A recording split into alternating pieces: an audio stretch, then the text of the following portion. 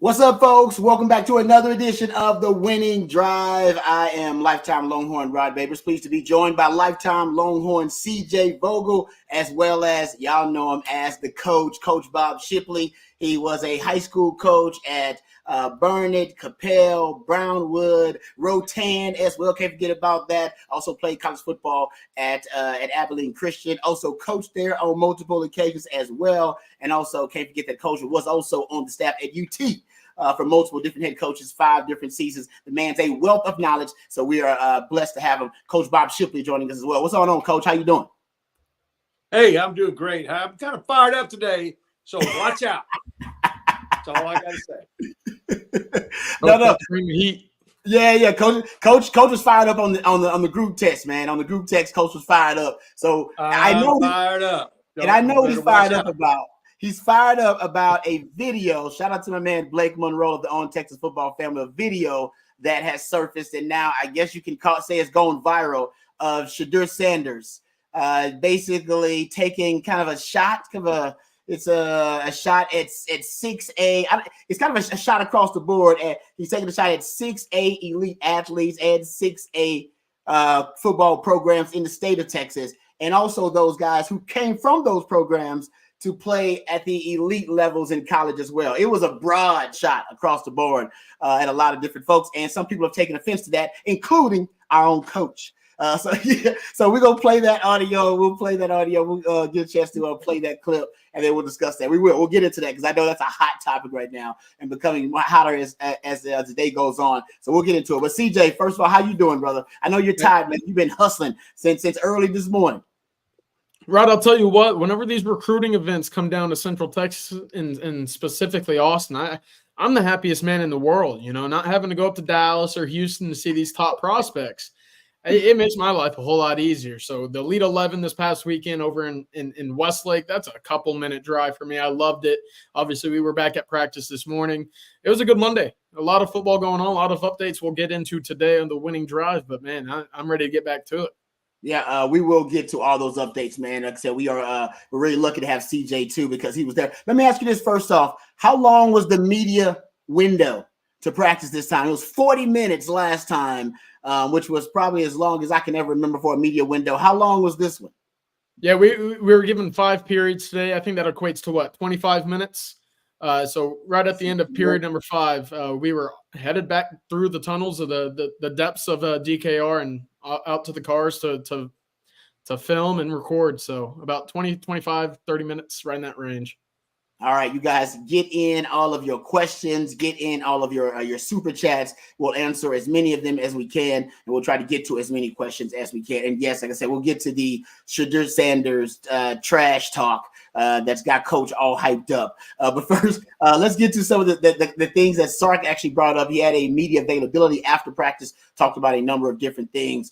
So I want to get to some of the comments that he made. But first, I want to get to CJ and pick his brain about what he saw out there at the media window and some of the guys that look good because they did have on. Did they have full pads on or still underwear? Full pads?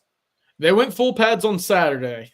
I think Coach Sarkisian wanted to make a little bit of a note when it comes to, the 100-plus high school coaches that were in attendance for the Coaching Association this past week, and Sean McVay being the keynote speaker there.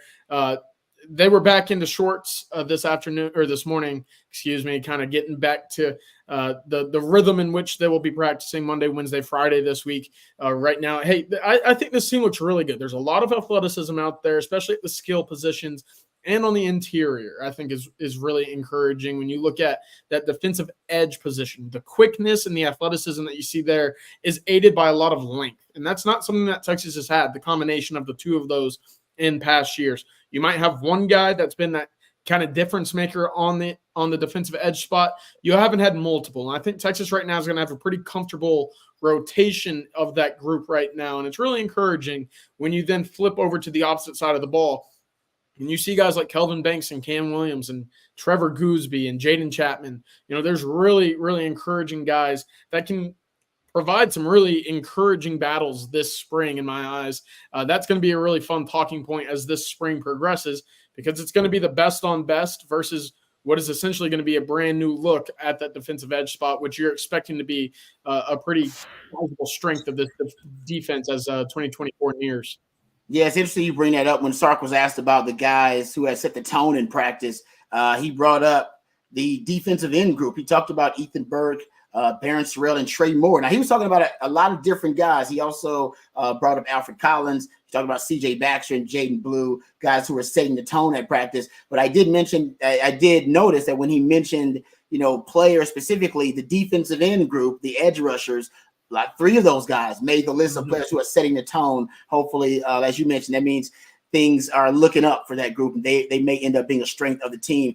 Another strength of the team, a lot of people are talking about the wide receiver room at Texas. When you go out there and practice, one of the easier things to observe, the chemistry, the continuity between quarterbacks and the wide receivers. How explosive does that group look with all the new additions to that room? They look smooth. I think that's the number one thing I can say about this group. And, you look at Isaiah Bond, you see the speed, you see the big playability, the smoothness in his routes are certainly there. And you look at Matthew Golden, I think that guy he just spits smooth, routes out. That's all he does. Yeah.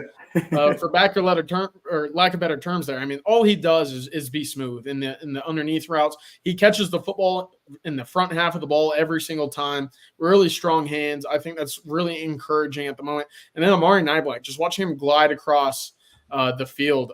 It's fun to watch. I'll say that. So adding Ryan Wingo to this group as well, it's a lot of depth, a lot of talent at the top end when it comes to guys that have done it before, but also the young group as well with Aaron Butler, Parker Livingstone, joining DeAndre Moore, Ryan Niblett, Jonte Cook. I mean, it's a really, really stacked group. Chris Jackson probably, if it's not Kyle Flood, he's probably the happiest man in this room right now when he can come back out and kind of just play around with all these pieces at the wide receiver spot right now.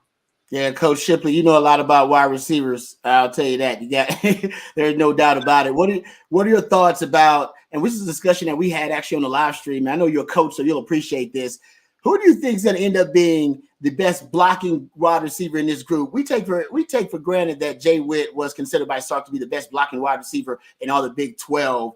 And he comes to these run plays with 12 personnel, even the pony pack you're throwing out there. You need wide receivers that are going to block. Actually, A.D. Mitchell was criticized early on because that was something he wasn't necessarily motivated to do. He wasn't enthusiastic about it. What are your thoughts about the blocking of this group? We've been talking about how explosive they're going to be. Do you think these group are going to be willing blockers? Because they're not necessarily bigger wide receivers. These are all small-ish guys that Sark likes. They can run, but can they block? Yeah, well, all they got to do is keep their body keep themselves between the defender and the ball carrier.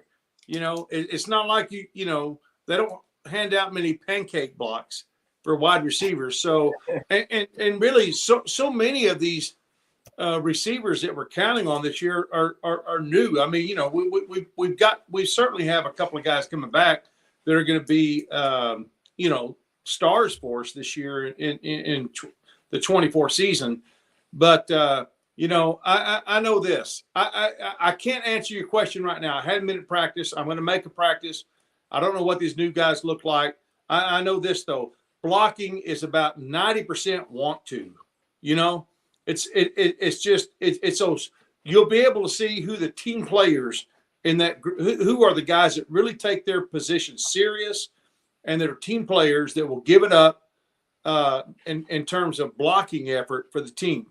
And I don't know who that's going to be yet, but I do know that the ones that step up and are great blockers are certainly going to increase their playing time because, like I said, I've always said this, blocking, I don't care if you're on the offensive line or you're a running back or you're a tight end or receiver. I don't care what you are. Blocking and tackling defensively, it's the same. It's about 90% want to.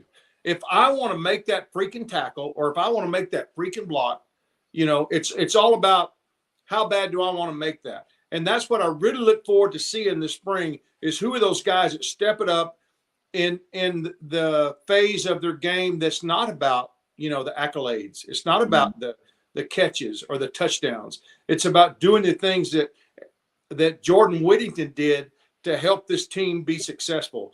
And I really am appreciative and thankful for guys like Jordan Whittington, who set the standard for what blocking, what extra effort looks like. And it's not just blocking, this Rod. It's what Jordan did against TCU on an interception. It's just that want to contribute in any way that you can. And if it's not blocking, it's even if the play goes bad, like an interception or a fumble or something like that, who are the guys that are hustling to the ball, hustling to make things happen?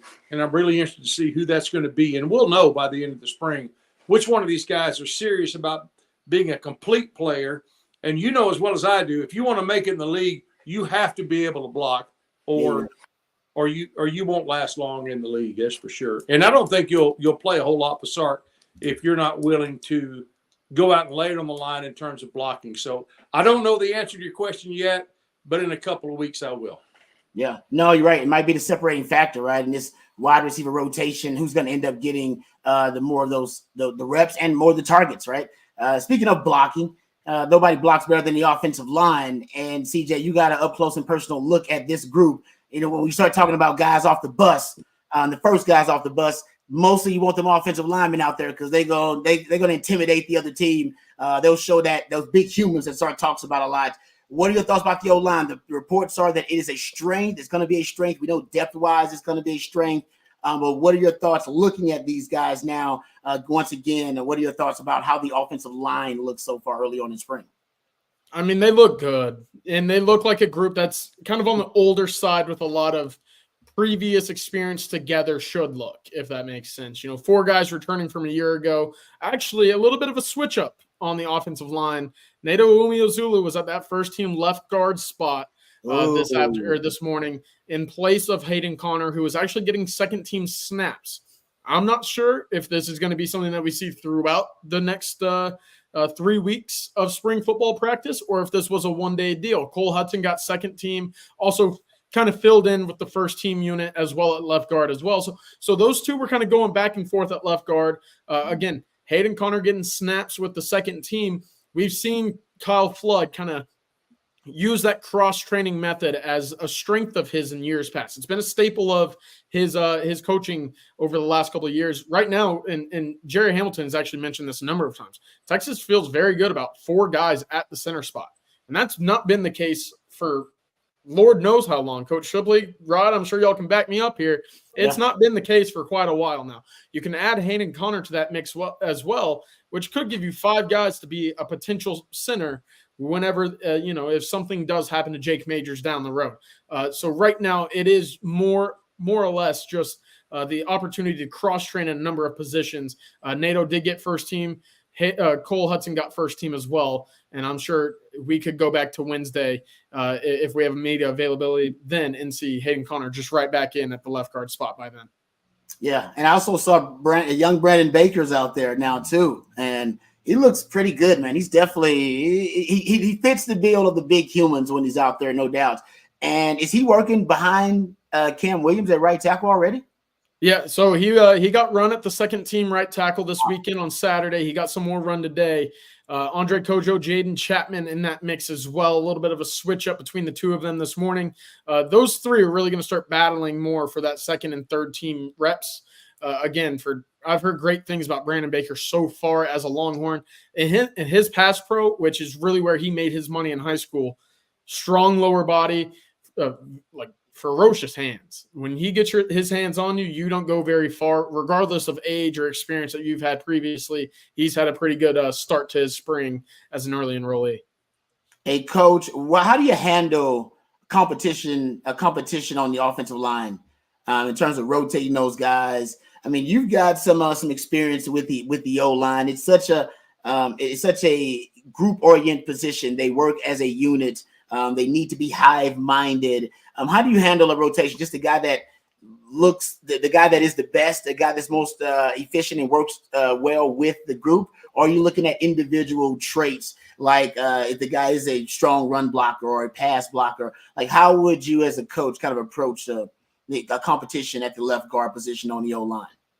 Yeah, that's a great question. And I really feel like that you look at who's doing well in the one-on-one drills, but then you also look at who works well as a team, because the offensive line, you don't see it when you're watching the game on TV in the stands. You have no idea what's going on. I cut my teeth being an offensive line coach, and I love coaching those guys. But I feel like that you may have a guy that is an outstanding one-on-one pass blocker, but he doesn't work well within. He just doesn't work well within the group. Offensive line, they're communicating the whole time. You'll see the center, you'll see Jake or whoever the center is come to the line and get the protection right. But even when the ball is snapped, those guys are talking. They're talking, and so it's one thing to be great at one-on-one, but it's also very important for you to translate that into how well you work as a team. Because we used to have a pass protection I used to call U2. It's really a very complex scheme. I'm going to lay it on you. Here it is. U2 got them two. Okay, one of them's a defensive lineman, one of them's a linebacker. U2 have those two.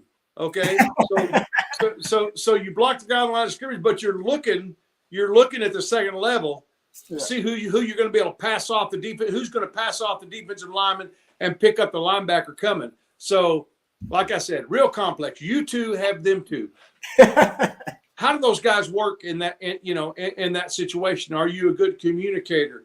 And as strange as that may seem, it's very important for those guys to have the great one-on-one skill, but also be able to communicate, pass guys off. And that type of thing. And so we'll see how that goes. But typically, the atmosphere, just the culture of the offensive line is a microcosm of the team. And so I think that through those drills, and then to your point, Rod, you move those guys around. You see who can fit in. You probably, the coach Flood probably has a good idea who his top 5 and 6 guys are, but you never. I mean, you're one play away from having a whole another look up front. And so, who do you move into what positions? Okay, so this guy, for example, John Doe over here, whatever, is our backup right guard. Yeah. Okay. Or left guard or whatever. But I have another guy that's a backup tackle that might be better as, a guard than the guy that I may have penciled in. So just because a guy may be penciled in as a backup doesn't necessarily mean that he's going to be the guy. You work those guys in multiple positions.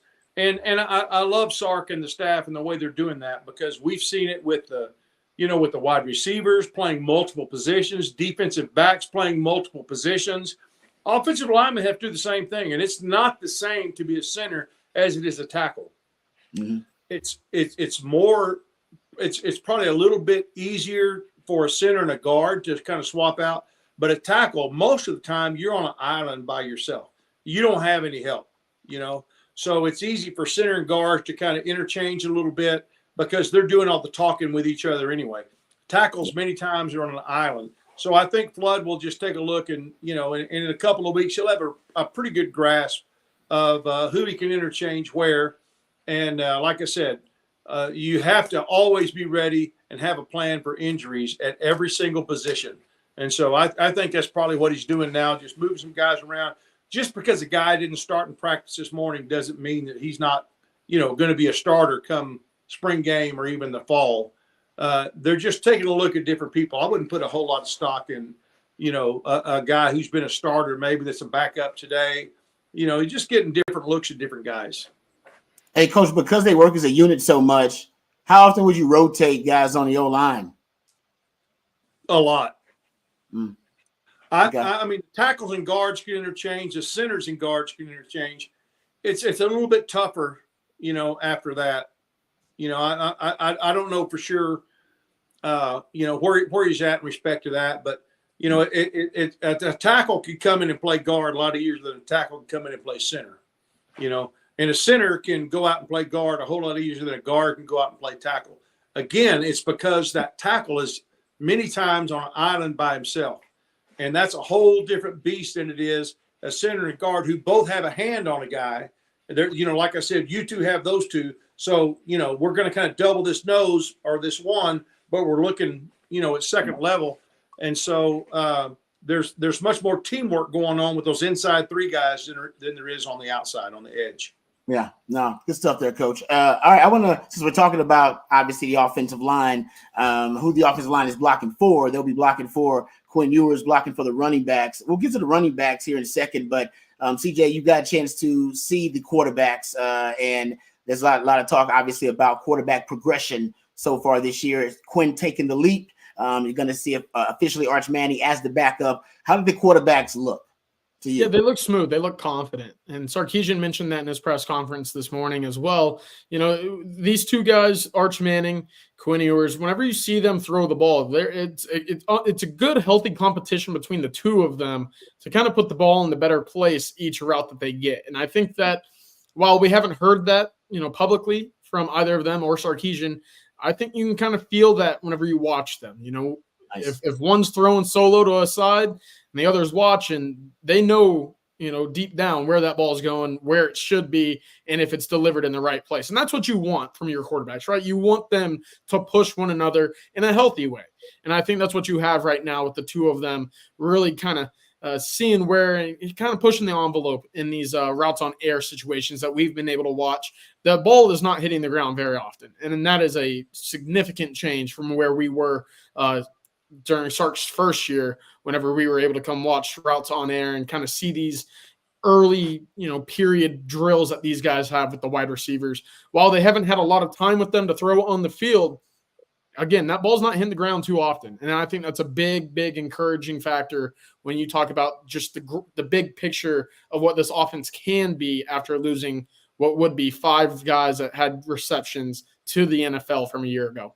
Yeah, after practice, Sark actually spoke about the progression of the QBs. Matthew, can you have this clip ready to go for us, please? Sark was asked about, obviously, the progression of Quinn, but the progression of Arch as well. Here's Steve Sarkisian after practice talking about his quarterbacks. To your point, you can feel Quinn, year 3 Quinn. You can feel year 2 Arch, right? Of just kind of the operation of it, the anxiety lessens kind of year to year, right? Of what are we doing next? What does this feel like? What does this look like? I think naturally this year, probably as much or more than ever, for both guys, their command is going to be really important. It's not just what they know. It's not just their ability to function. It's making sure the guys around them are in the right frame of mind and have the right knowledge to perform with them. Because you can't rely on the experience of some of the guys that we had a year ago. And so that's the challenge, right? How far can we push a Jonte Cook, a DeAndre Moore, all these new faces, a Ryan Niblets, and the new faces to be elite players? And because the better they are around the quarterback, the better the quarterback is, right? And so how can the quarterback help those guys, play to the best of their abilities? And so I think that's the challenge for Quinn and Arch of what does that look like? How do I make sure those guys are on point to do what they need to do to play to the best of their ability? But they're both doing a really nice job. They're both in a phase that you could see in their progression kind of systematically, but also maturity of just players that have been in the program. Yeah, I love that term, Coach, command of the offense. What is that? I mean, I know it entails a lot when the coaches, because they use that term a lot, man. He has command of the offense now. What is it for a quarterback to have command of the offense? Well, he knows where the ball is going to go. He knows the objective. He knows read number 1, read number 2, read number 3, safety valve, whatever. The thing that's really, I think, healthy about this is we're not talking about anymore is Arch going to beat out Quinn? Is Arch going to be ready if Quinn goes down or when Quinn graduates? That's the talk. But, it's really kind of, it's not that uncommon for a quarterback to have to come in for an injury or whatever. So I think it's a very healthy situation where Arch is watching Quinn is watching Arch. we have a clear-cut starter. We know who that guy's going to be. He may be the top draft pick, you know, and the quarterbacks, you know, come the 25 draft. But I think it's healthy because Arch doesn't have that pressure. I got to beat out Quinn. I got to beat out Quinn. Quinn's one of the best quarterbacks in the country. I'm not saying Arch. I just don't think we have a quarterback battle. I think we have a clear number one. Arch is just preparing himself for the time when it's his team. And so he has the luxury of watching Quinn, not necessarily competing against Quinn. And I think that changes the whole dynamics of that quarterback room. He's not really competing for a starting job. He's watching Quinn. He's learning Quinn. Quinn has good command of the offense. Arch is trying to get good command of the offense when he does get his chance. And I think it's just like CJ was talking about, you know, knowing your reads, knowing where you're going to go with the ball. There's not many balls hitting the ground. It's just, you know, talking after every play. And trust me, those guys are in there with the quarterback coach at the end of practice, watching that film, and they're developing their command of the offense. And to me, the command is knowing what to audible out of, knowing what to audible into, knowing your reads, knowing your coverage, knowing the fronts, knowing the protection, all those things. It's a broad spectrum, but it has to become second nature to those guys. Yeah, no, it's a good point. A lot in that description of command of the offense, but actually I even heard that Trey Owens looked more comfortable. It's just all about the reps you have in that system, with the personnel, the chemistry you have with those guys. Let's get to running backs really quickly, because it's been a lot of hype as well there should be about this running back group, CJ Baxter, Jaden Blue. But I'm hearing about the young guys a lot, the Christian Clarks, the Jarrett Gibsons of the world, CJ, and just the way they look. We're talking about the body and the frame of these guys looks a little bit different. They look mature beyond their years. How the running backs look to you? Because there's even talk on the 40 acres, and obviously Savion Red's one of those guys too. A lot of hype, a lot of love thrown at Trey Wisner too. Sark made sure to throw that out there that, hey, obviously CJ Baxter getting love, Jaden Blue getting love, the Jarrett Gibson, Christian Clark. He's doing Trey Wisner throw shout out there too. What are your thoughts about the running back room right now? Look at that. Look at them thighs on this dude, man. What is going on? That's where I was going to start. You know, Christian Clark, for all intents and purposes, might not have been that guy with the most stars, the highest rating in this class, especially in the offensive side of the ball. But you get to watch him just kind of roam around the field, and he looks different. You know, he doesn't look like your typical freshman coming in. And, you know, we can talk about the thighs and the build and the frame that these guys possess as they come in. But watching him, you know, just receive the football in passing situations, it's just so natural. And I think that's something that's really encouraging to me. It's lazy and almost kind of selling Bijan short to compare one another, obviously, from Arizona. But you watch them move, and there's similarities there.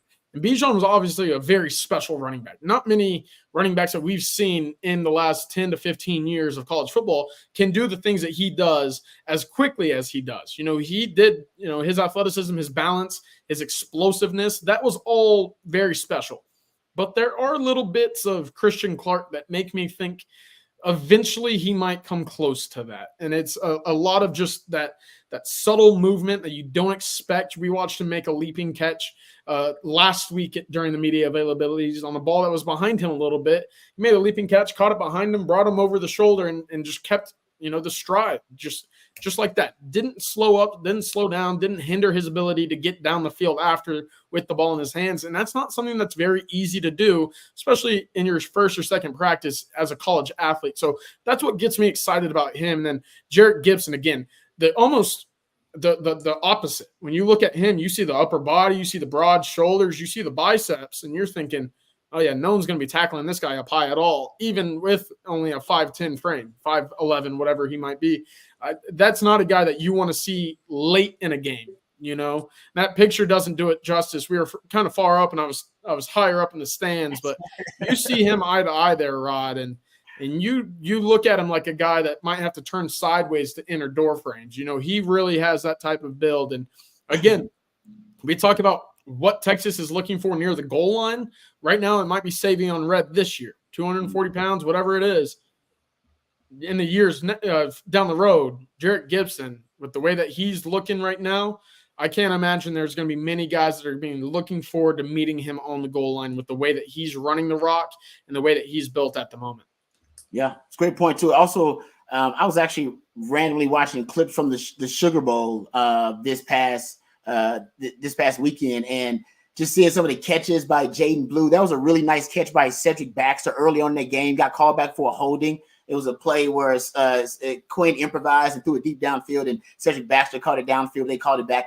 Sark has always said the running back position is the most underutilized weapon in the passing game, and all the running backs that he brings in, no matter how they look, no matter how their bodies are. Now I think the dimensions sometimes are a little bit different in terms of the distribution of the mass in their frame, but they all can catch. I think they can catch the rock. That's always an underrated part of all their games.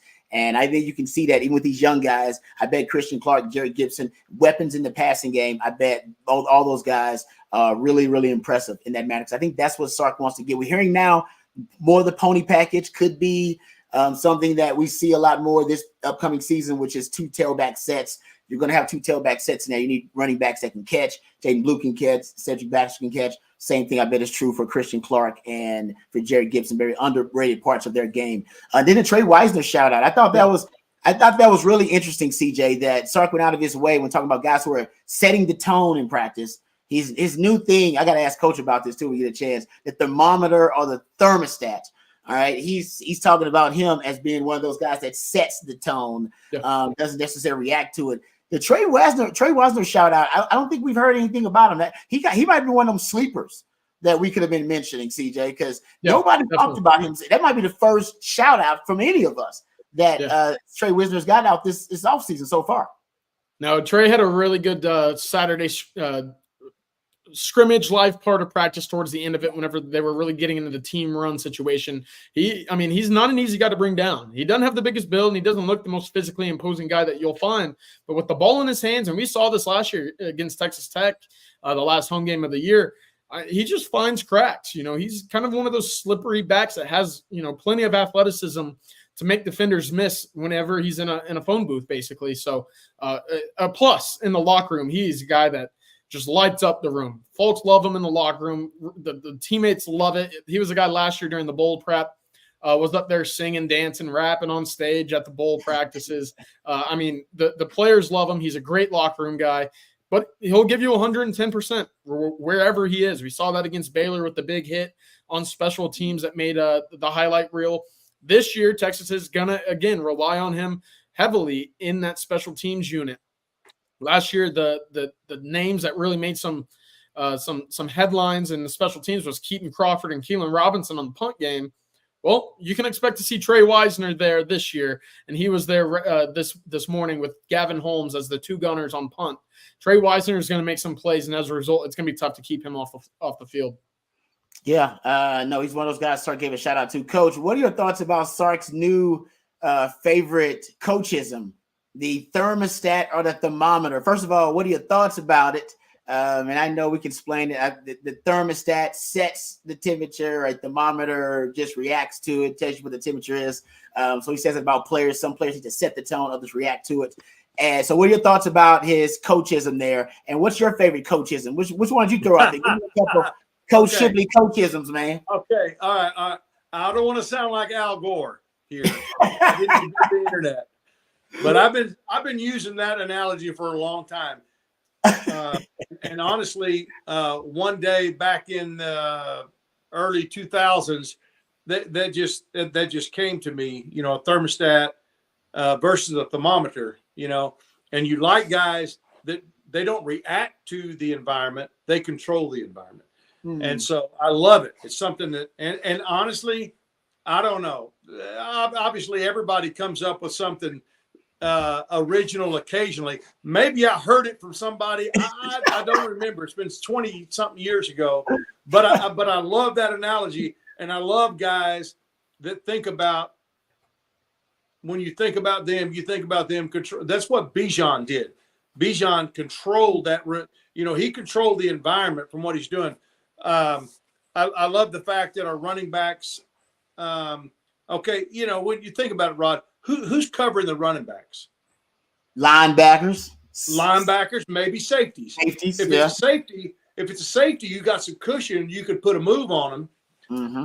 But I like the fact that Sark is using his running backs in. He said one of the most underutilized positions in the passing game was running backs.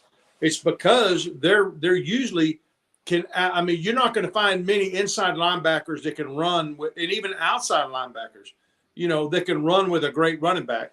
And so you use those guys, as Sark says, as a thermometer almost, instead of a thermostat, instead of a thermometer. And now I've always thought the same thing about a quarterback that can run the ball. It's almost like playing with 12 on offense. Yeah, when you have a running back that can run, now you got an extra running back there, and not that we certainly want to do that, but when you can utilize the running backs the way that we do in our passing game, now you are really setting that thermostat to a place that people are going to have to catch up. And so to do that, you've got to probably lessen the impact on the running game, because now you've got to have guys that can cover a Savion or one of these other guys out of the backfield. And now that's a whole new deal. I love the fact that he does that.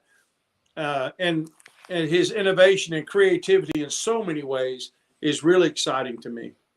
Yeah. And that's a great point about, Sark, he wants to make run defenders pass defenders. He wants to turn linebackers or run defenders into pass defenders and make pass defenders, cornerbacks, safeties, come up and be run defenders. That's why it does a lot of those, those formations, condensed sets, compressed sets, brings those DBs closer to the line of scrimmage. Then they have to become forced run defenders, which I can tell you as a DB, we don't like to do very often. So Sark is good about that. In terms of manipulating matchup advantages, he's really good about that. And he uses the running backs to do it a lot. Before we get to this Shedeur Sanders clip, the tight end position, just really quickly, I'm hearing great things, CJ, about Jordan Washington, the young tight end coming out. And I'm also hearing Amari Niblack's getting more and more love from the coaches. I don't know exactly, what they're going to do at tight end, but it seems like maybe they're going to expedite the development of a young Jordan Washington. Is that possible? Is that something that you could see that he ends up? And he also gave a Juan Davis. I forget. Yeah, he did. He did. Got some love today. So is it possible that maybe I'm underselling this tight end room, that maybe they're going to have more depth when you look at a Jordan Washington, a newcomer there, and Amari Niblack, and then maybe a Juan Davis stepping up, that you could have more depth there than maybe I anticipated? Yeah, I think so. And again, it's kind of been that emergence of Jordan Washington. I'm not sure how early you'll see him on the field. Again, it took a guy like Shedeur Sanders an entire year before he saw extended snaps for this Texas offense.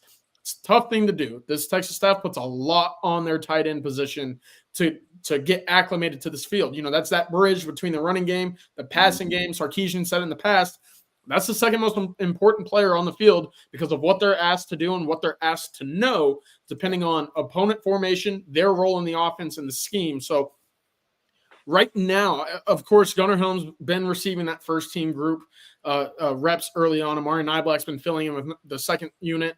Been seeing a lot of 12 personnel with the 2 tight end sets as well with that first unit. You can expect to see that continue throughout the spring and into the fall. That's always been a staple of a Steve Sarkisian offense. But Jordan Washington is going to make things interesting because I think he is a little bit more advanced at the tight end spot than you would expect of him. This is a guy that had a big basketball background. It's probably around 215 by the time that he played most of his senior season.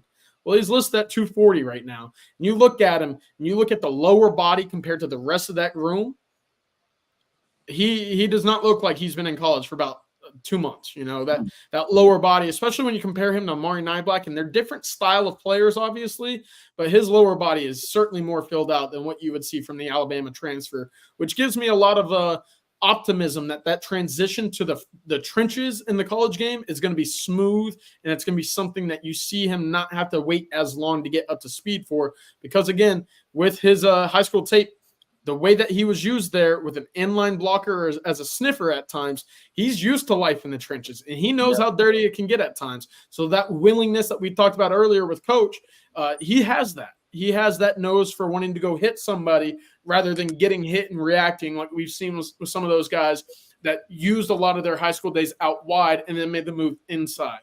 Yep, like a JT Sanders, basically. Exactly. JT Sanders was out a wide receiver, and he was a basically skill position player and utilized like that. And then having to teach him the fundamentals of more inline tight end, having to play in the trenches. At least with Jordan Washington, he's already accustomed to that kind of life of living half your life in the slot, half of your life basically as an O lineman.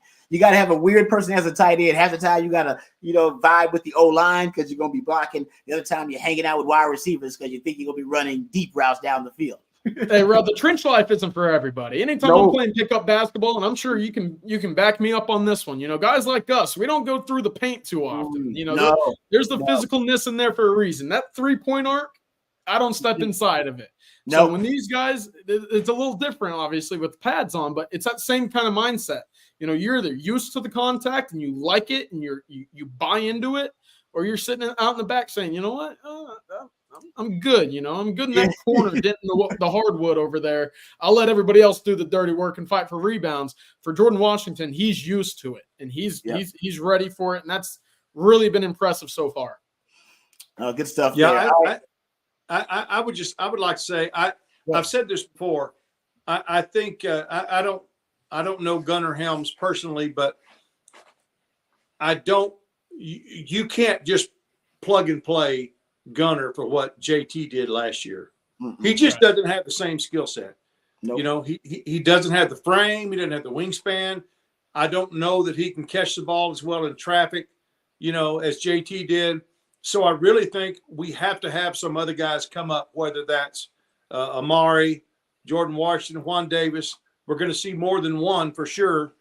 I think, as we've talked about before, Gunnar Helms is serviceable, but I don't know that he is. We need future NFL draft picks at every position. I don't know that Gunnar is a guy that's going to go in the NFL and be. He might have I hope he has a great long career for Texas and in the NFL, but I just don't have the same feel. I don't have the same feeling. I don't know about you guys. When he's in the game, as opposed to JT Sanders, you don't have quite the confidence that you had, because I don't know that his ability and just the things that he's gifted in is as complete of a tight end as JT. So I think the door is open for guys like Amari and Jordan and maybe even Juan to come in and get some playing time, and until we can figure out that that right combination.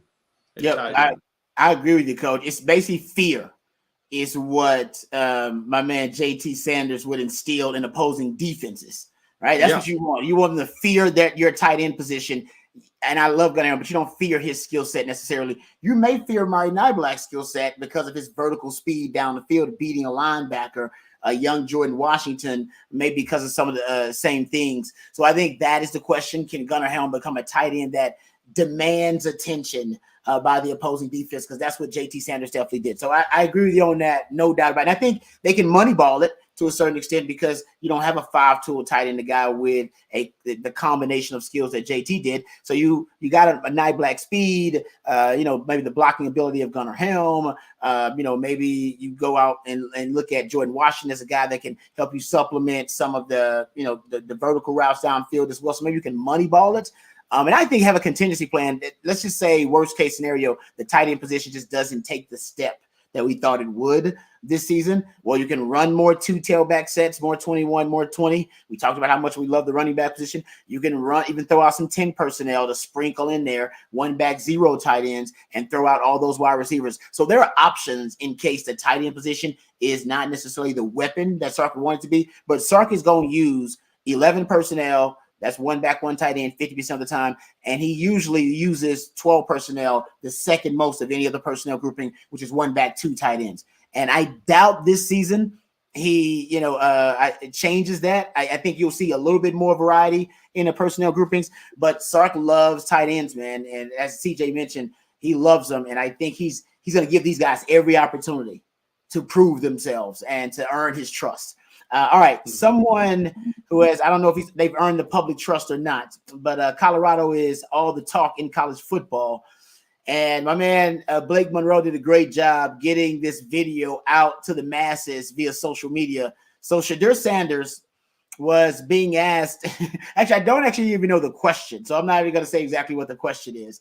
This is just his response to the question, and he gets into taking kind of a shot, if you will, at 6A football in the state of Texas. I don't even know how he got there, and elite athletes from those 6A football programs who went to the highest levels in college football to also achieve. Here's the video, and everybody got a little upset about it. I'm going to give Coach the floor after this. I think Coach is probably most offended by it. He's a former coach in Texas, so he probably has probably closer to this and probably has more sensitivity to it than us. But here's Shedeur Sanders, starting quarterback for the University of Colorado Buffaloes, talking about the difference between 6A football and private school football. I came from a private school, so at the end of the day, I dealt with a lot of negativity, a lot of hate, a lot of everything I done dealt with already year after year. I came from a small private school. All the other kids was going big, Power 5, and they went to big 6A, Texas 6A schools and stuff. I don't see those same kids around. I don't see them excelling in their programs or whatever they're doing. So I always been against the odds, like in different ways. I came from a private school. Okay, first, I love the question from Burnt Orange Horn here. We'll start getting to some of the questions and the super chats here. So who would trade Shedeur Sanders for Arch if it were at all possible? Would you make a trade, Shedeur? Is Shedeur better than any of the quarterbacks Texas has on campus right now? That is the question I have for you. Thank you, Burnt Orange Horn. We appreciate that. Is Shedeur better? You take Shedeur over Quinn or Arch? I'm not, but I think Shedeur is a really talented prospect. I don't think he's to the level of Quinn. And I think Arch is going to be very special during his time in Austin. But, hey, Shedeur's got a background. He's got the history, the legacy of an NFL background. I'd like to see him win 6 games and make a bowl before I start thinking, maybe there's going to be a really elite talent there. But he put some good tape out last year, despite, going 4-8. Let's see if he makes a jump this year. Coach, he's considered a first-round talent. Coach, give me your thoughts about it. Well, I think Shedeur is one of the most talented football players in the country. There's no doubt. But when's the last time you heard a Texas quarterback throwing shade at, I mean, when you're as great an athlete, and I'm taking nothing away from Shedeur, he is one of the greatest athletes in college football at this time. He will reap his reward in the NFL if he doesn't in college football. If he's not a Heisman candidate, it's going to be difficult for them for him to be a Heisman candidate unless they can reverse their record, and have 8 wins, 9 wins, 10 wins. But I just think it just rubs me the wrong way for a lot of reasons. And again, I don't want to take anything away from Shedeur. He is an incredible athlete, incredible player. But come on, man. I hate to sound like Joe Biden, but come on, man. I mean, you don't have to be throwing shade at these 6A Texas high school football players. There's plenty of them. Have we got a graphic? There's plenty of 6A high school football players in Texas that have done very, very well, have reached a level that Shedeur is hoping he can reach. Come on, man. Golly, look at that. Yeah, that list is pretty darn good if you ask me, Coach. I coach 6A football at Coppell, Texas. I'm telling you, man, the thing that I learned about the Dallas area, the DFW area in 5 and 6A football is not only is there great coaching, I found that out first. Great coaching. I won't go out and coach any of those cats. I promise you that, man. Those are great. But great players. Maybe they don't obviously have the get the media attention that Deion Sanders' son gets, but there's plenty of great players, not only in DFW area, but obviously across the state. And if you start throwing out those guys that were in high school at DFW when he was in high school at DFW, there's plenty of those guys that have made a great name for themselves. what he has to understand is that there needs to be a little bit of humility, with that. But I mean, I do respect the fact that he's speaking from the heart, but I don't think he gave that much thought before he spit that out, because I'm going to tell you what, 6A, 5A, even 4A players in Texas, there's some great players here. Don't throw shade at my Texas boys now, because that brings out, that makes my blood boil, when I see a guy like that. He doesn't need to do that. He's one of the best there is. He's going to be a Heisman candidate from the word go. You don't got to say where these other guys. I don't see these other guys. That's because you're focused on yourself. Looking in the mirror. No, I'll say this. By the way, Marlon, thank you for the super chat here. Marlon wants to keep it real. He was, even if keeping it real goes wrong, he says, Shedeur as the Texas QB, we win the Natty. This is an uncomfortable truth. 27 touchdowns, 3 picks with no 5-star O lineman. That's true. He will be a first-round pick. He is projecting to be a first-round pick. Some people even say he might be the second or the third quarterback taken overall, somewhere in that range. So he is a really skilled quarterback, and they did not have a lot of talent on that roster, and he did have a breakout campaign. They could not protect him, and there were a lot. I think he was sacked a lot, and he was pressured a lot. We all know that, and Shedeur Sanders ended up switching offensive coordinators as a result, but they had major issues around him. What are your thoughts, gentlemen? Shedeur Sanders, Texas QB, we win the Natty. Oh man, that's a good conversation to have. CJ, your thoughts? It's interesting. If Shedeur Sanders is your quarterback against Washington this past year, do you see 2 fumbles from running backs driving into the red zone? Does that still happen? The hypotheticals like this are fun, because you could say this and you'll get half the people in the world to agree with you, and the other people will look at you like you're talking out of the side of your head. Shedeur has his strengths, and I think Quinn has his strengths. Red zone, I think you'd see a little bit more decisiveness from a guy like Shedeur Sanders. I think he can extend plays a little bit better because of that athleticism that comes from, obviously, Deion being his father as well. With Quinn, though, you're not missing passes within 20 yards. You're not putting the ball, and I know Shedeur had a really good year in terms of protecting the football as well. For Quinn, you're not seeing errant passes that result in turnovers as often. You're not seeing that self being put into a position to not score the football in that position. For me, a quarterback, the job is very simple. Can you protect the football, and can you put your offense in a position to score points? That's the 2 things that you can control. Can you put the drive down the field, and can you keep the ball away from the opposing defenses? Quinn does that very well, and I think he does that a little bit better right now than Shedeur. The turnovers favor Shedeur here, but Quinn, if you look at it, total offense, scoring offense, the pieces that he had around him, it played to his advantage a little bit, and he made the most of it. So I like Quinn here, but it's very close. Shedeur is a very talented kid, and I think he's going to be a top 5 pick next year. Very talented.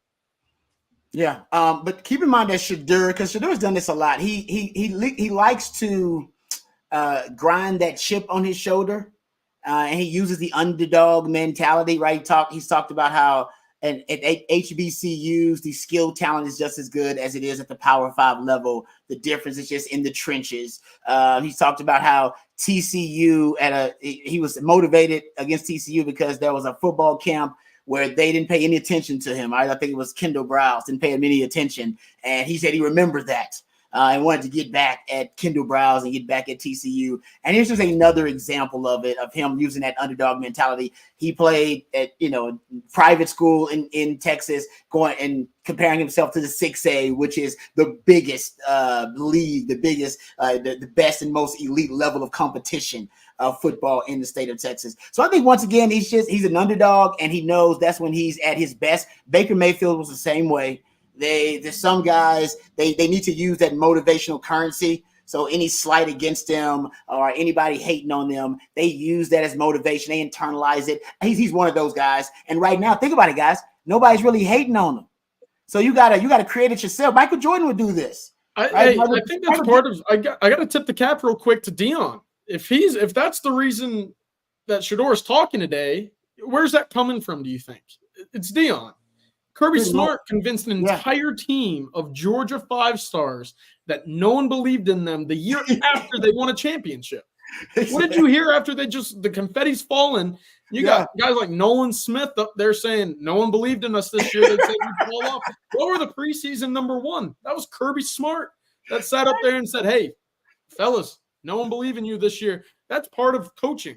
Yes, so it is. you can knock Deion all you want for what he's said in the past, but if he's going to have his guys, specifically his quarterback and his son, believing that folks aren't believing in them to perform on the field, I've got to tip my cap and say, hey, you're doing a good job coaching, because that's what you want your kids to believe is, hey, no one's going to buy into us. We got to buy into each other. We got to go play for each other. And that eventually loads up and you see those results on the field when you get the talent to back it up. It's motivational psychology. Michael Jordan was doing it at his Hall of Fame speech. Still upset with that. Who is this damn coach that cut Michael Jordan from the varsity team as a freshman? Who was this guy? Do we have to? Why don't we have this guy's name yet on social media? People probably not coaching basketball anymore. Right, exactly. But this is part. Great athletes do. Tom Brady still was doing it late in his career. Guys, they even when they hit the top of the mountain, when you were using a lot of those slights, when you were using the disrespect, when you were using that as motivation, and you get to the top of the mountain, well, you got to find more motivation. And sometimes you got to conjure it. You got to make it up out of nowhere. And I think a lot of that's what's going on. And CJ, you're right. That's definitely a seed being planted by Deion. Yeah, I think that's right, CJ. That's a great point. Great athletes need to have a chip on the shoulder. Look at the opposite of that. Look at our program the last 10, 15 years. There's nothing more pathetic and really nauseating than a entitled team or an entitled player, and so I think that's a great point, CJ, and I'm so glad you brought that up. It makes me tip my hat to Shedeur and Deion for having a chip on his shoulder, because everybody needs a chip on the shoulder in order to push you to another level. Yep. Because I used to tell my players all the time, if you don't have a chip on your shoulder, manufacture one, make one. Yep. I mean, just look at Bobby Boucher. Bobby Boucher, what did he do? He thought about mama, what they were doing to mama or whatever. And he created a chip on his shoulder to motivate him to be at the top of his game. And I think that's what Shedeur is doing. I'm so glad you brought that up. I think that's a great point, CJ. One of my favorite stories whenever you talk about guys finding that self-motivation is Anthony Brown, who the Cowboys drafted a few years ago. He was picked 189 in the NFL draft a few years ago and actually got a Ruffles chip tattooed on the back of his shoulder with 189 inside the chip. I love that. It's one of my favorite stories because, again, you got to create that motivation. People aren't going to come out and just tell you you're good. You got to go prove that, earn that, and show that the respect that you think you deserve is coming your way. Hey, guys, Texas. Listen, Texas last year, they had that. Right? I was like, we are out to prove that we are a team that can play fourth quarter game, that we are a team that can close out opponents. We are a team that can compete for championships, that we are a team that can develop talent, right? This is a team that can win with culture, win in a variety of ways. Texas last year had that chip. This year, it's different because everybody is expecting great things from Texas. And at the same time, as Mac Brown used to always say, a lot of sugar on their back. A lot of people telling Texas how great they are and how awesome they are.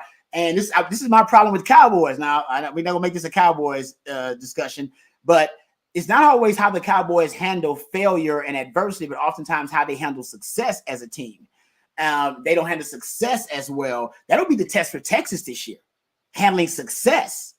Sark's never had this much success as a coach.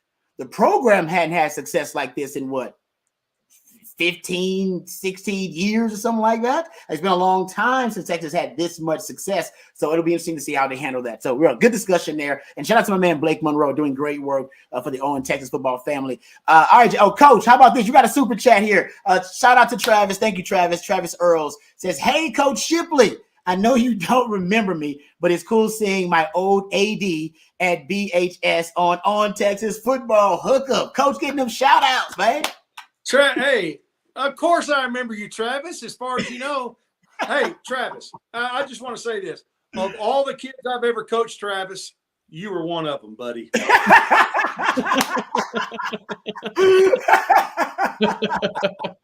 That is a great line, Coach. That's a good one.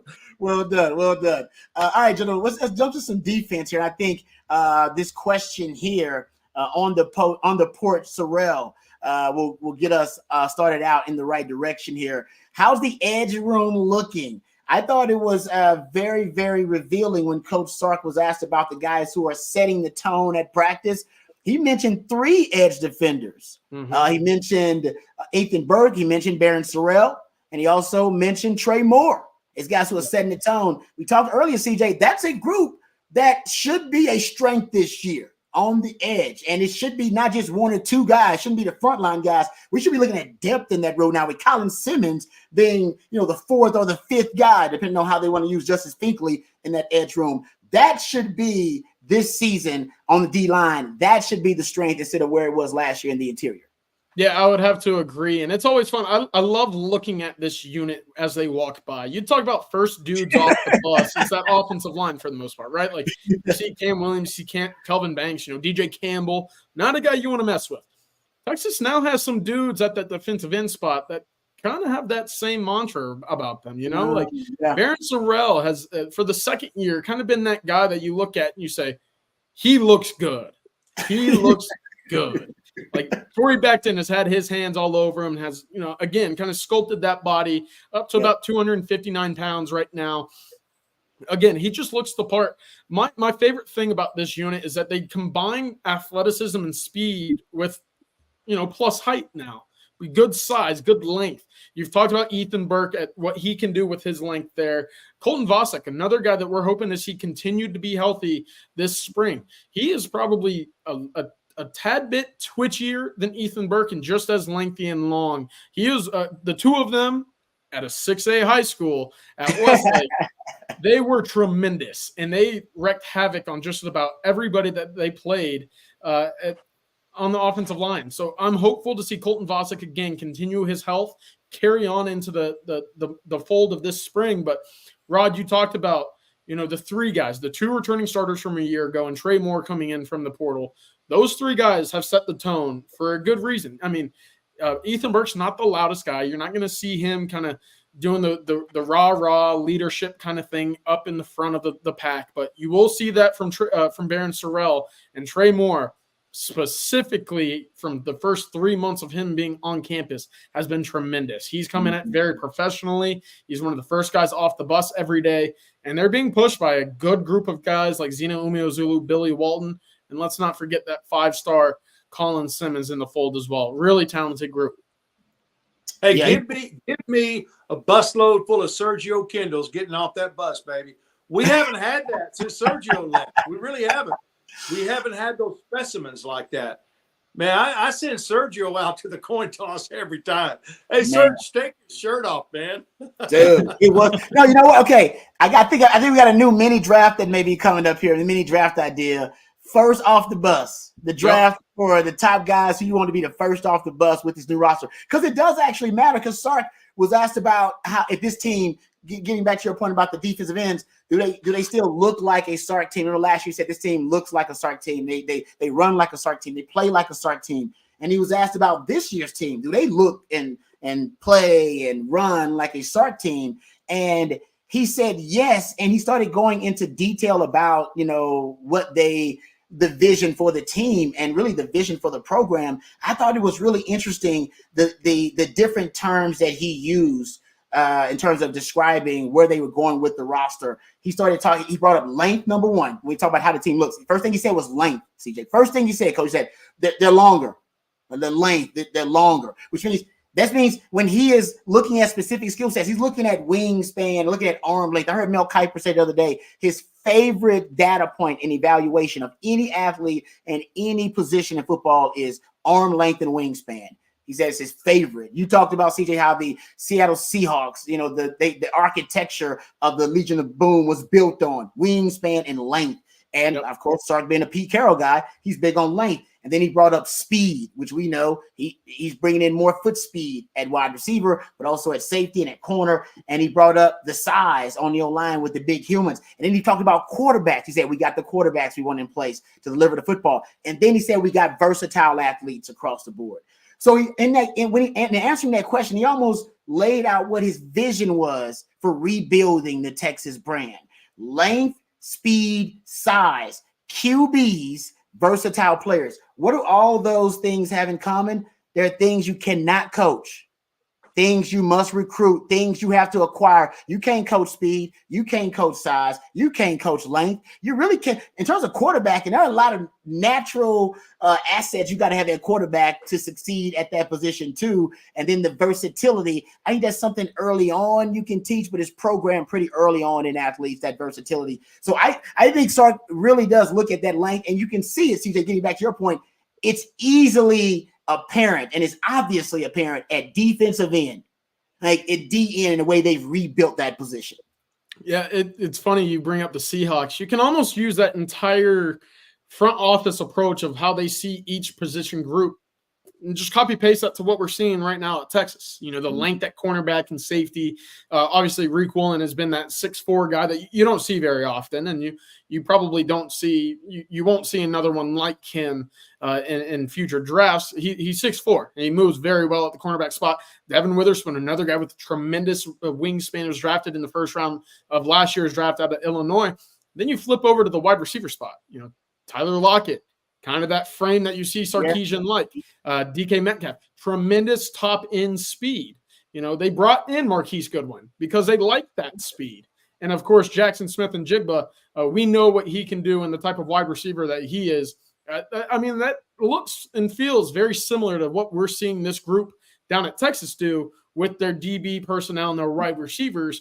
The only difference is I think that the Texas offensive line might have a couple pounds on the Seahawks right now when you talk about Cam Williams being added to the fold. That's a great point. I think that's a great point. But going back to the recruiting that we talked about last week, the great thing about recruiting at the level that we're recruiting at is you can take your top 8 or 10 guys at each position and you say, okay, which one of these guys fits what we're looking for in that position, which is the length in this position, the speed in this position. And you can start really almost micro-managing your recruits, your top recruits, because you're getting some of the top guys. You're getting a large percentage of the guys that you want.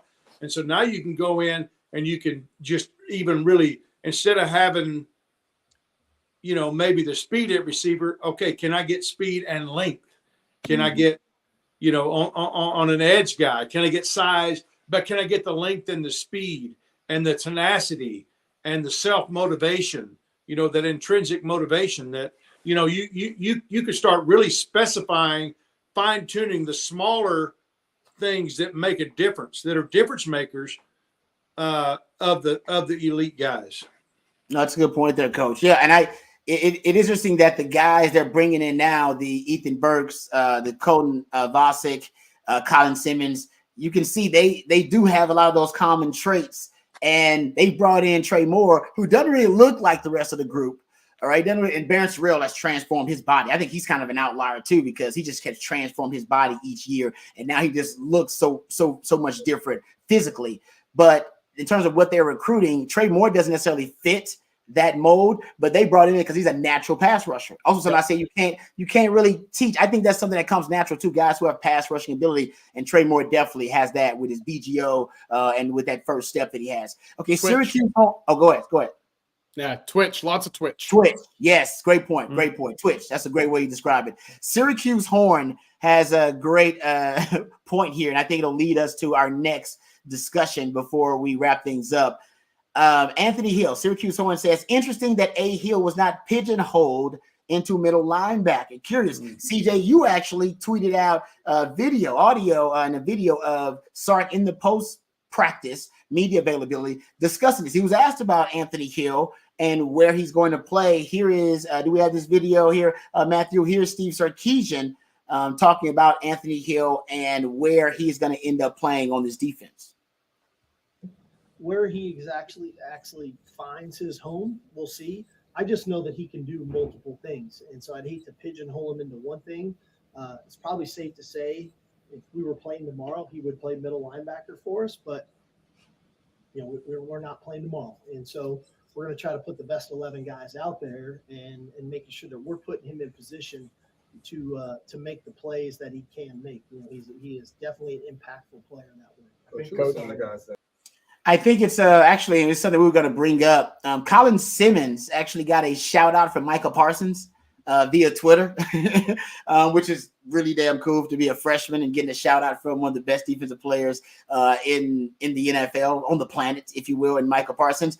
But the key to Micah Parsons' game is his versatility. He's the best hybrid defender in the NFL. You can move him around. He's a movable chess piece.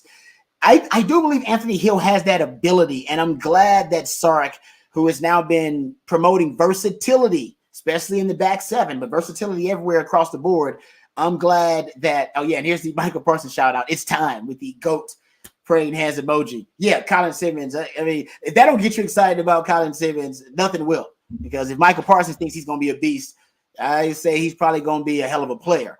Yep. But I digress. Getting back to it, when you start looking at the Anthony Hill situation, I think it is to have him reach his full potential.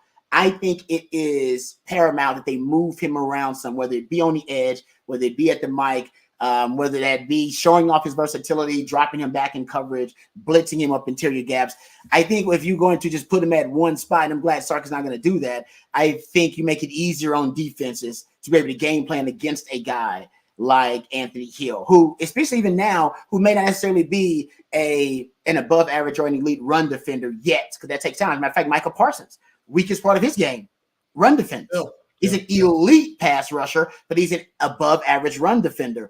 I think that's the case. I think guys like Colin Simmons and even Anthony Hill may be a very similar pathway and developmental track, that they start off as elite pass rushers. What did coach say last year? Anthony Hill, second best pass rusher on the team behind Byron Murphy. He's a true freshman. So he can do that early. He's going to be elite at that probably most of his career.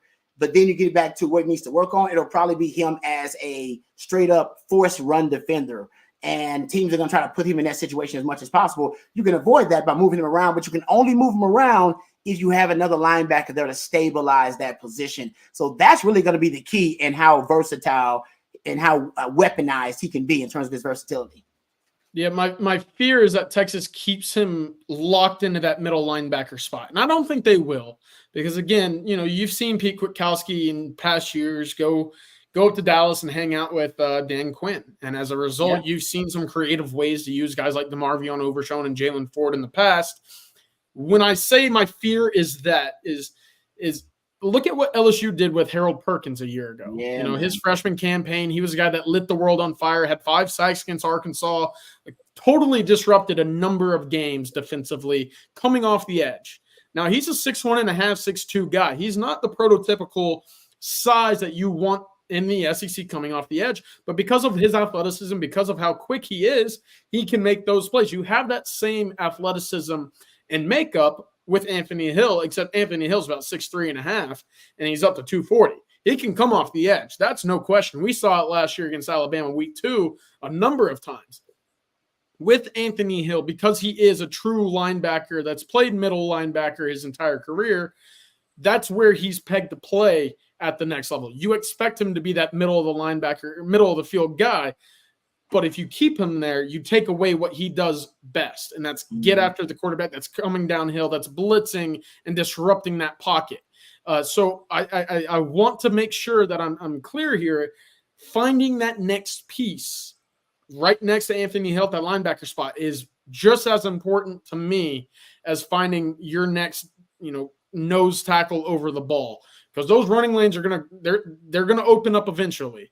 But if you can have that guy on the field next to Anthony Hill that frees him up and also bridges the gap in the passing game as well, now you're looking at a true defense that you can sit back and say, what are going to be the holes here? There aren't going to be many.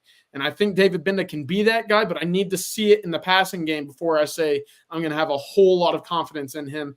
And similarly with Leonga Lafau and guys like that, I need to know that they can run they can stop the run in that front seven and then the trenches as well. Yep. Coach, what are your thoughts? Because I think that's what teams are going to do with Anthony Hill. They're going to try to identify where he is and make him a run defender. This is what teams literally in the NFL do with Micah Parsons. This is what the Packers did with Micah Parsons. They literally like, where is he? All right, let's run at him. Let's run at him, and then let's roll the pocket away from him, and let's run right at him and turn him into a run defender and see how he likes doing that. And honestly, elite pass rushers who are like hybrids like Micah Parsons don't really want to be run defenders. That's something he's got to work on in his game. I think similarly, Harold Perkins dealt with something along those lines as well. Teams started looking for him, and when they could identify where he was consistently, they'll run right at him. What do you do if that is the situation? Are you just trying to move him around situationally to try to make sure teams can't identify where he is from down and down? Or it's just as simple as, hey, he's got to get better as a run defender in the middle of the field. So what would you do with Anthony Hill as a coach? Well, there's no doubt he has to improve his run defense, but I would be preaching that to him every day, about people are going to try to run at you. How will you respond to that? But also I feel like that maybe more importantly than that is who can I line him up against with our opponents in passing situations, not necessarily, certainly working on his run game skills and so forth. But instead of that, looking at how do I want to attack the offense this week? Who is the weak link in the pass blocking? Where can he make the biggest impact? Instead of playing, in other words, you calling the shots more than saying, okay, they're going to call the shots. They're going to run at you. How are we going to do this? No, we certainly need to improve on that part of the game, but where can we best attack a defense with you? And I think it's between the guards, but I also think it's off the edge as well. So moving him around is going to really cause some offensive coordinators and some offensive line coaches to spend a lot of time game planning where he's at against certain calls. There's certain times, the offensive line is going to move one way, leave the backside to a running back, okay, or the other way, leave a tight end in the block. How are we going to best try to defend against him? And so you certainly want to try to improve his run game, but at the same time, don't lose sight of what he's really good at. And I would go in and say, what's a weak link? And you can't expose it every single time it's a passing situation. Yeah. But on key downs, you want to make sure you have him where the odds are in his favor in terms of the guy that he's going to be going against on the offense trying to block him. Yeah, no, good stuff there, Coach. I know we're getting closer in here, so I want to get this one last Sark clip in and discuss the secondary before we get out of here. Thank you guys for all the questions and the super chats. We appreciate you guys. So, and CJ, you were a part of this. That's how man CJ is always working hard. But Sark was asked about the guys who are impressing him and the guys who really out there have not really gotten a lot of publicity, but they've been really impressive in practice. And he mentions Andrew Makuba. In that group, so talking about Makuba, and then you asked him also a question about the cornerback health because Malik Muhammad had an injury, at least an injury concern earlier in practice. Turns out it was just being precautionary, so nothing to freak out about. But in answering that question, Sark gets into the depth of the cornerback position, which you want to know about. So here is Sark answering those two questions. He starts talking about Makuba, but then gets into the cornerback position overall. Here's Steve Sarkisian on the secondary. Who I just talked to after practice, I love the way he's practicing right now is Andrew Makuba. I think he's you feel his experience as a player. You feel him having the ability to play multiple positions. And I love the intent that which he practices with. He's aggressive, he's tough, but yet he knows how to practice. He doesn't go to the ground. He knows how to do those things. And I hope he serves as a really good benchmark for some of the other guys on how to do it. I feel pretty good. We're like I said, we have some pretty good versatility in the back end. I know we probably label like Jade and Jalen Gilbo and Jordan Austin as stars. We're rolling those guys at multiple positions. We're rolling safeties at stars. And so we've got really good depth. Obviously with Brooks and Gavin Holmes, kind of coming back with Manny has been helpful. But there's an influx of some young players that are getting some good opportunities right now and seeing some growth in them and what they can be with Wardell Max or Kobe Blacks, those guys. So I feel really good about the depth. We're gonna have to harness it a little bit here at some point down in August of, okay, what's this rotation going to look like when we get there? But for right now, they're all playing. They're all looking pretty good. Love that, guys, that he's talking about playing. We're working safeties at corner, working corners at safety, nickels and stars at corner, and vice versa. He's manufacturing depth with his group, but also promoting versatility. First, your thoughts, guys, on Makuba and what he brings to the table, but then on the cornerback depth there, CJ. Yeah, I mean, we've talked about it on the offensive line, and we've talked about it at receiver, that positionless approach when it comes to what Texas wants to do all across the board now. You're getting a little taste of it at the secondary as well. Cross-training Jahdae Barron and Jalen Gilbo and Austin Jordan at outside, you also get the opportunity to bring guys down. We've certainly seen Andrew Makuba over the last 2 years have time at the nickel spot. He's played back deep as well, and that frees up guys like Jelani McDonald to get on the field with Derek Williams and Michael Taft. So I like where Texas is in their secondary. I do want to know, how much do they trust their fourth and fifth cornerbacks? Because again, we've seen it last year. Texas had 4 guys they really trusted at cornerback. It was Terrence Brooks, Malik Muhammad, Ryan Watts, and it was Gavin Holmes. Yep. Right now, I think you're at 3, and you're questioning who's going to be that fourth. Is it going to be Warren Roberson, kind of the older guy in the group that hasn't seen a lot of play? He's a sophomore now. Or what about Kobe Black, Wardell Mack? Are you going to trust Jahdae Barron and now jump Jalen Gilbo into star? Is that going to be where you go? So that's kind of the question mark. But regardless, lots of pieces, lots of toys for this staff to play with defensively, and we'll see where they go from it. But plenty of talent, and again, an increase of athleticism that you didn't necessarily see across the board last year is certainly encouraging. Yeah, Coach, I feel like, almost like you were talking about with the offensive line, that with all the cross-training happening in the secondary, all the versatility, that the coaches are creating more solutions to possible problems that could be presented, whether it be injury issues or whether it be matchup issues week to week.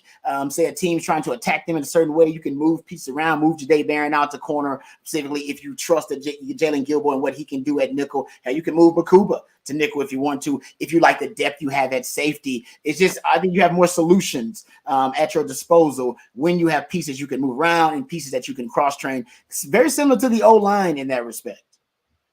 Yeah, yes, it really is. And it's I think it's probably easier for a safety to move into a nickel position than it is for a corner, but there's still some versatility that's going on there. And the more we can get guys in that situation this spring, the easier it's going to be in the fall when, it's not such you want me to do what, this week you want me, like they've been there, they've cross-trained, they've done that.